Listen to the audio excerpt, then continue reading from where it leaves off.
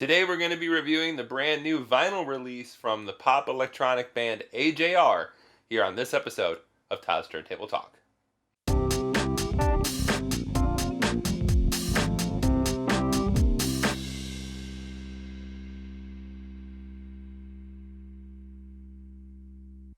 Welcome everybody to another episode of Todd's Turntable Talk. And before we get started, like always, I want to remind everybody to please make sure and hit that subscribe button as well as the bell notification to remind you each and every time a new episode drops here on our channel.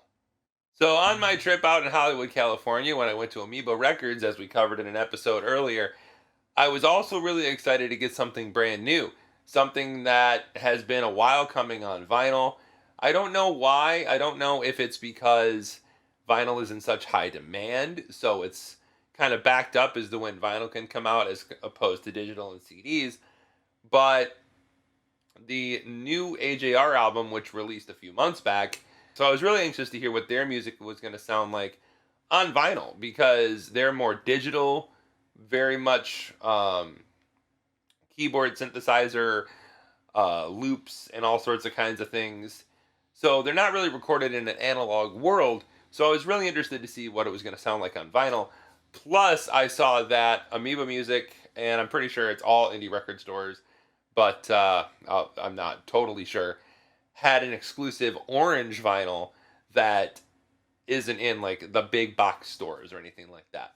So I was pretty excited to check that out. So when I got there, that's the first thing I went for, the first thing I snagged, and I haven't opened it yet, so we're going to do that together. All I did was take it out of the plastic and put it in a protective sheet because OCD. But here we have AJR's new album, OK Orchestra.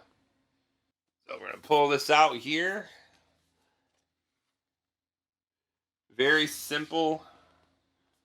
There's no download code in here.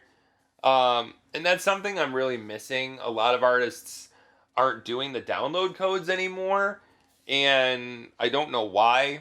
I always thought that was a really cool bonus feature to getting a vinyl is you get the record, but you also get a card where you can go download it digitally so you can have it on your smartphone or your iPod or whatever. But sadly, this does not include that. So you pull it out and the inner sleeve, same as the cover, and we got the credits on the back here. And we'll go in and pull out the record. Okay. I don't know if I would call this orange. It's more of a yellow, more of a gold. I don't know how well it's going to come up on the camera. I mean, I guess it is orange, but it's a very light orange. But still very cool. Very cool. And it's just a single LP as opposed to stretching it out to two LPs for better sound quality and so they can charge more money. But yeah, looks really cool. Gonna throw this on the turntable and be back after this.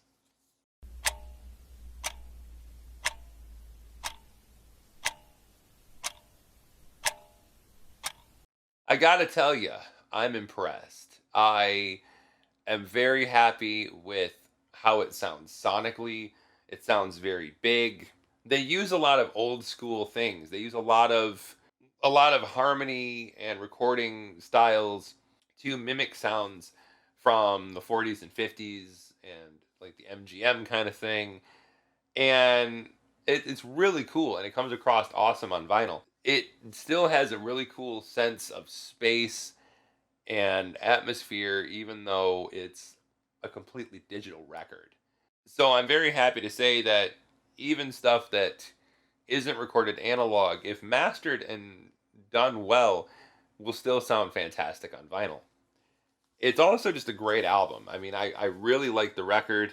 It's put together wonderfully. I love that all their albums start with an overture, which, for those non-big music nerds, an overture is like when you go to see like an orchestra or something and they play snippets of every song they're going to play in basically a medley.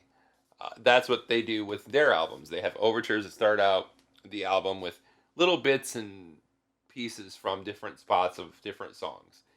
to kind of give you a clue of what you're in for. Standout songs like 3 O'Clock Things, their humongous hit Bang is from this record. Ordinary-ish People featuring the Blue Man Group, which is kind of fun. World's Smallest Violin is great, way less sad. It's a really good album, and if you're into pop music, if you like electronic synth dance type things, I think this is an album you would really enjoy. I very much enjoyed it. So that's going to do it for today.